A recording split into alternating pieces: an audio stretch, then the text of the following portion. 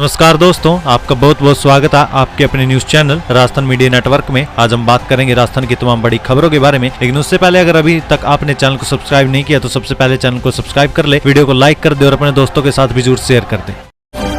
जोशी ने कहा भीलवाड़ा जिले में सबसे बड़ा संकट है रोजगार। लोकसभा चुनाव जीता तो संसदीय क्षेत्र में 1 लाख युवाओं को रोजगार मुहैया कराएंगे। देखिए, जोशी ने कहा है कि चंबल का पानी गांव तक नहीं पहुंच पाया तो किए गए वादे के अनुरूप वर्ष 2014 का चुनाव भीलवाड़ा से नहीं लड़ा, लेकिन वर्ष 2014 व वर्ष 2024 के बीच बड़ा फर्क आ गया है। भीलवाड़ा जिले में अब गांव-गांव तक चंबल का पानी है, पेयजल का संकट नहीं है। पार्टी के निर्देश पर अब फिर से भीलवाड़ा से चुनाव लड़ रहा हूं। जोशी ने कहा कि जिले में अब सबसे बड़ा संकट रोजगार का है, यहाँ उद्योग को बढ़ावा देने की भी जरूरत है, इसकी प्रचुर संभावना भी है। अगर जनता ने उन्हें जिताया तो वे कौशल विकास पर जोर देंगे और 1 लाख युवाओं को रोजगार के अवसर भी उपलब्ध करवाएंगे। ऑपरेशन बॉर्डर सील, मतदान होने तक बताना होगा कि किस वजह से राजस्थान आए हो आप। देखिए, लोकसभा चुनाव में 19 अप्रैल तक अब रोजाना पंजाब से आने वाले वाहनों को राजस्थान सीमा में एंट्री आसानी से नहीं मिल पाएगी। पुलिस और स्पेशल फोर्स की संयुक्त जांच के दौरान प्रत्येक वाहन की चेकिंग की प्रक्रिया शुरू हो गई है। पंजाब बॉर्डर को अब आसानी से पार नहीं किया जा सकता। CO city IPS B Aditya ने बताया कि मतदान में सिर्फ एक ही दिन का समय रह गया। ऐसे में चुनाव आयोग की ओर से सख्त निर्देश है कि अंतर्राज्यीय सीमा पर बेवजह एक से दूसरे प्रदेश में आने वाले लोगों को इसकी वजह भी बतानी होगी।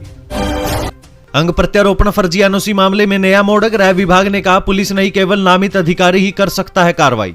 देखिए, प्रदेश के निजी अस्पतालों में बीते 3 साल के दौरान 1000 से ज्यादा अंग प्रत्यारोपण के बदले मरीजों से करीब 300 करोड़ रुपए से अधिक वसूले गए हैं। इसमें से करीब 60 से 70% हिस्सा दलालों और भ्रष्टाचारों की पूरी चेन में बंटा। इसकी पड़ताल में सामने आया है कि प्रत्यारोपण की पूरी प्रक्रिया पर नजर रखने के लिए सवाई मानसिंह मेडिकल कॉलेज की कमेटी नहीं बल्कि स्वास्थ्य निदेशालय में भी अंग प्रत्यारोपण प्रकोष्ठ बनाया हुआ है। हालांकि मानव अंग और उत्तक प्रत्यारोपण अधिनियम में इस तरह के किसी भी प्रकोष्ठ का उल्लेख नहीं है, लेकिन मॉनिटरिंग के लिहाज से बना प्रकोष्ठ भी पूरी प्रक्रिया से बेखबर की तरह ही बना रहा। चौंकाने वाली बात तो यह है कि विभागीय स्तर पर बीते 1 साल में कई बैठकें अंग प्रत्यारोपण को लेकर हुई, जिसमें विभाग के आला अधिकारी भी मौजूद रहे। इन बैठकों में अंग प्रत्यारोपण का पूरा भी और अधिकारियों के समक्ष रखा। उसके बाद भी पूरा सिस्टम भ्रष्टाचार के रैकेट से अनजान बना रहा। लगता है पुलिस और खान विभाग की बजरी माफिया से मिली भगत है, हाई कोर्ट का बयान। देखिए, हाईकोर्ट ने बजरी के अवैध खनन व उसकी चोरी को लेकर टिप्पणी की है। सरकार बजरी माफिया के खिलाफ कागजी अभियान चलाती है और जब कार्रवाई की बात आती है तो कुछ नहीं किया जाता। इससे लगता है कि अधिकारियों को परवाह नहीं है और पुलिस व खान विभाग की बजरी माफिया से मिली भगत जाहिर है। इस मामले में कोर्ट को भी गुमराह करने का प्रयास किया गया है। कोर्ट ने पर्यावरण हितों का हवाला देकर बजरी चोरी को लेकर बूंदी के सदर थाने में दर्ज मामले की जाँच CBI को सौंप दी है। CBI को चंबल और बनास नदी के आसपास सक्रिय है। बजरी माफिया के खिलाफ दर्ज मामले को भी जाँच के दायरे में लेने की छूट दी है। कोर्ट ने CBI से प्रारंभिक जांच कर 4 सप्ताह में रिपोर्ट मांगी है।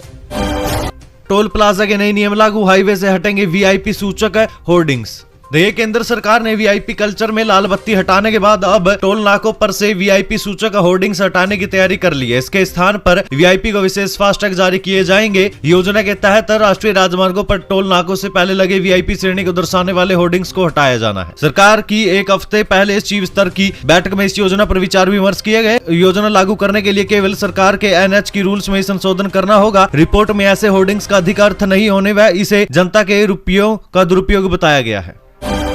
शिक्षा में पनप रहा है भ्रष्टाचार, युवा हो रहे हैं हताश, सख्ती से नकल पर कसे नकेल।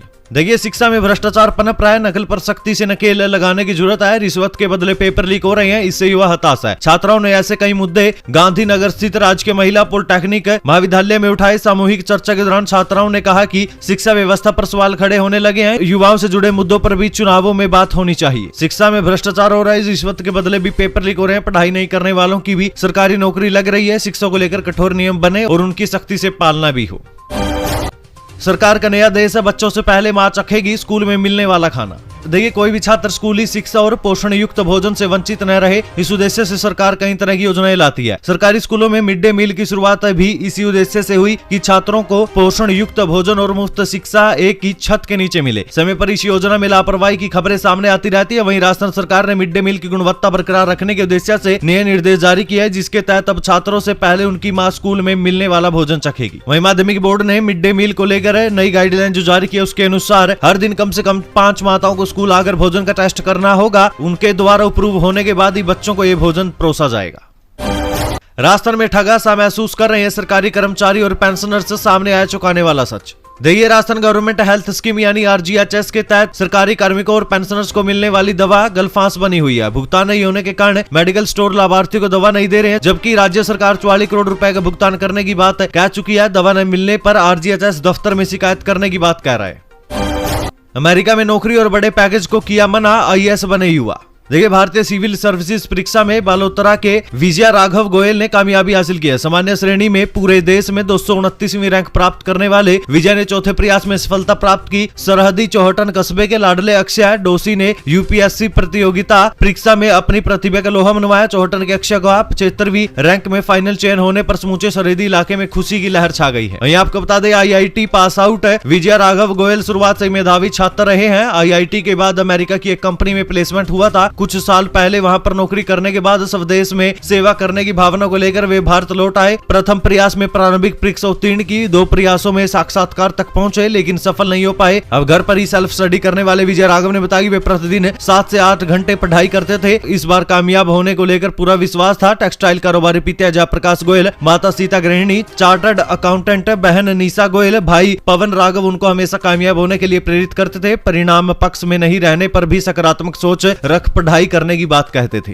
तो दोस्तों, ये थी राजस्थान से जुड़ी आज की कुछ तमाम और बड़ी महत्वपूर्ण खबरें। ऐसी बड़ी और महत्वपूर्ण खबरों के बारे में जानने के लिए हमारे चैनल को सब्सक्राइब करें। यहाँ पर आपको राजस्थान से जुड़ी हर प्रकार की छोटी और बड़ी खबर देखने को मिलेगी।